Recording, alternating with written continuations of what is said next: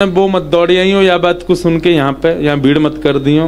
ये बहुत गुप्त स्थान है, ये गुप्त ही अच्छा है। हमारे वृंदावन के कई गुप्त स्थान अब गुप्त नहीं रहे, अब उन सब का प्रचार प्रसार बहुत ज्यादा हो गया।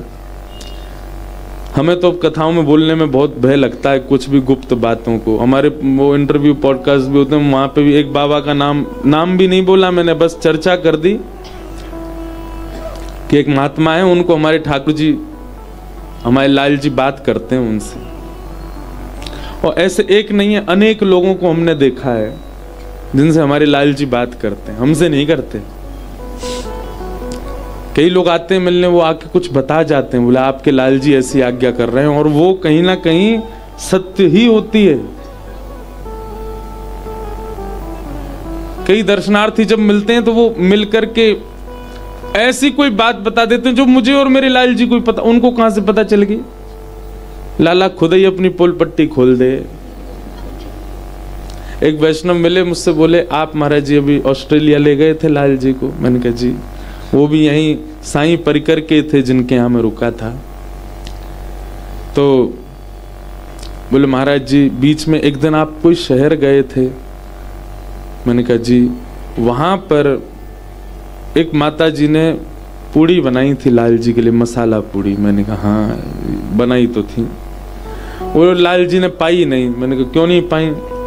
बोले आटा जो था वो रात का गूंदा हुआ था। मैंने भाई तुम्हें कैसे पता? बोले हमको स्वप्न में पता चला, लाल जी ने आके बताया। तो हमारे लाल जी कईयों से बात करते हैं। फिर हमने उन मैया से बात करी। मैंने कहा मैया आपके यहाँ जब लाल जी आए थे आपने पूड़ी का भोग लगाया पहले दिन? हाँ। मैंने आटा कब गूंदा था? अब वो बेचारी घबरा गई, बोली तभी गूंदा। मैंने नहीं सही बताओ, मैं कुछ डांट नहीं रहा हूं आपको, अब तो पा लिया हमने भी, लेकिन बताओ आप, मुझे बस कंफर्म करना था उसकी बात ठीक है कि नहीं। तो बोली महाराज जी शायद वो एक रात पुराना था।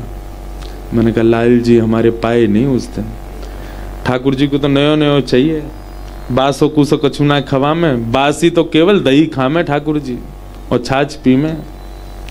क्यों? क्योंकि दूध बासो होवे तभी बने वो, बाकी तो सब ठाकुर जी को नयो नयो चाहिए। एक एक मतलब देख रहे हो हमारे लाल जी कैसे चटोरे हैं, ये आंख खोल के देख रहे हैं कि सब्जी कब लाई गई है, आटो कब गूंदो गए हो तो ही पाऊंगो।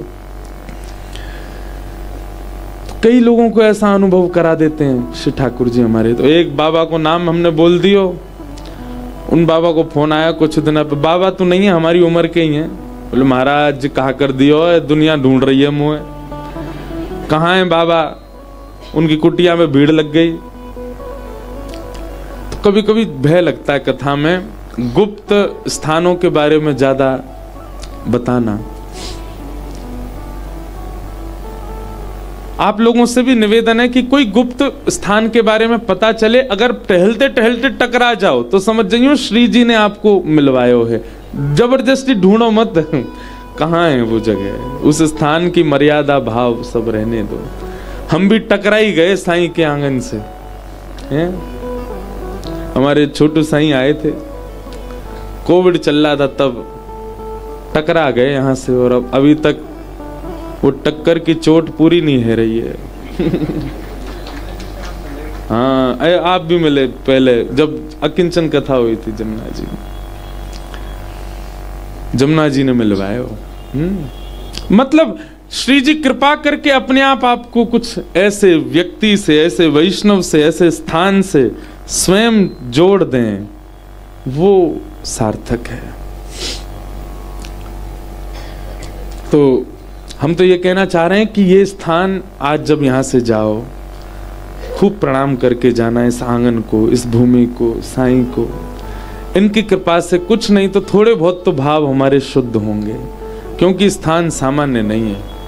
मैंने अनुभव किया है, यहाँ के भाव अलग हैं, यहाँ की वायु अलग है, यहाँ का वातावरण अलग है, क्योंकि साईं थे नहीं यहाँ पर, साईं हैं, अभी भी हैं, विराज रहे हैं। और एक बात तो हम कहेंगे भैया, साईं पर करके परिवार के सब लोग सुन लो, आप मानो चाहे नहीं मानो, पर साईं हमसे बहुत प्रेम करते हैं। वही हमको बार बार बुला लाते हैं। एक बार यहाँ क्रम होना था, साईं का उत्सव था, हमारा एक ही दिन का कार्यक्रम था। 2 दिन अलग अलग वक्ता आ रहे थे, एक ही दिन था। और उससे पहले मैं 2-2, 3-3 दिन करके गया, पर एक ही दिन था, हम पे भी समय नहीं था। बोलना नहीं चाहिए महाराज, दूसरे व्यासों का गला बैठ गया। छोटू साईं आए, बोले आपको ही करनी पड़ेगी कथा।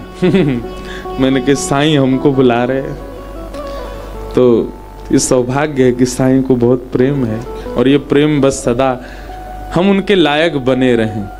श्याम सुंदर सदा, एक जीवन का यही उद्देश्य होना चाहिए। अगर आप भक्ति मार्ग में हो तो हमको प्यारे रहें, हम उन्हीं के रहें, वो हमारे रहें। अपना जीवन अब ऐसा बना लीजिए जिससे श्याम सुंदर के आप रहो।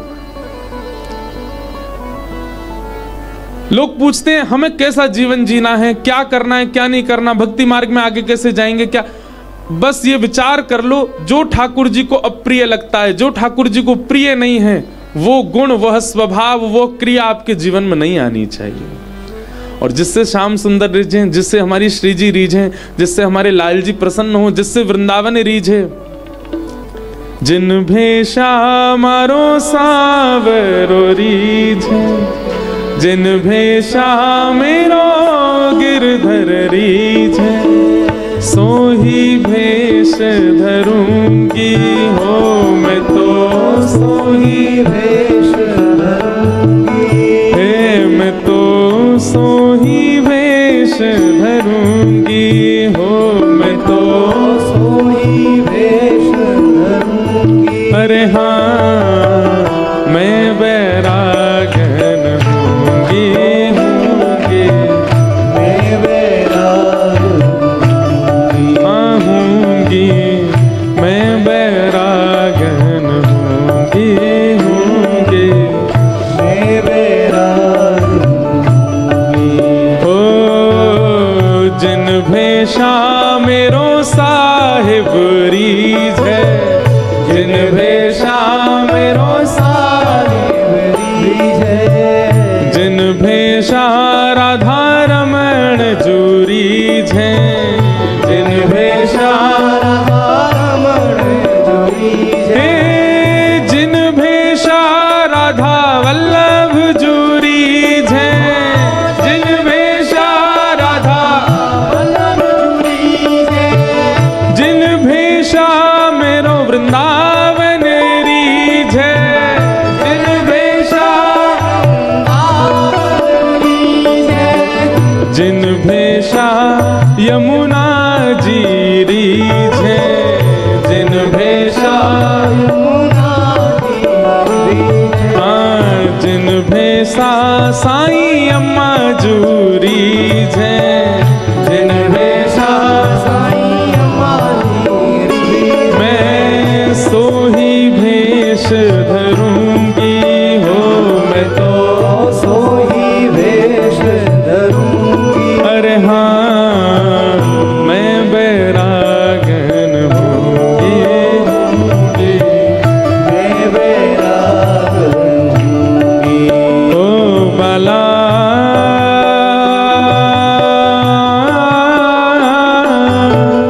मैं बैरागन हूँगी, मैं बैरागन हूँगी,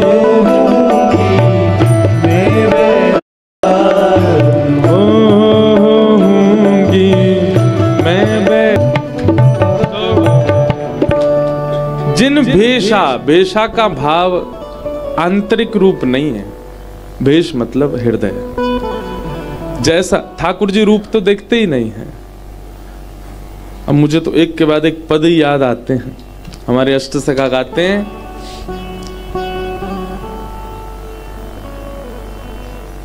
गिरधर प्रीत ही सो पइए, यद्यपि रूप गुण शील सुधरता, इन बातन ना रिझइए। ठाकुर जी इन सब से नहीं रिझते। प्रीतम प्रीत ही सो पई है। वो प्रीत से ही पाएंगे। वो प्रीत कहाँ होती है? प्रीत स्वभाव में होती है, प्रीत हृदय में होती है।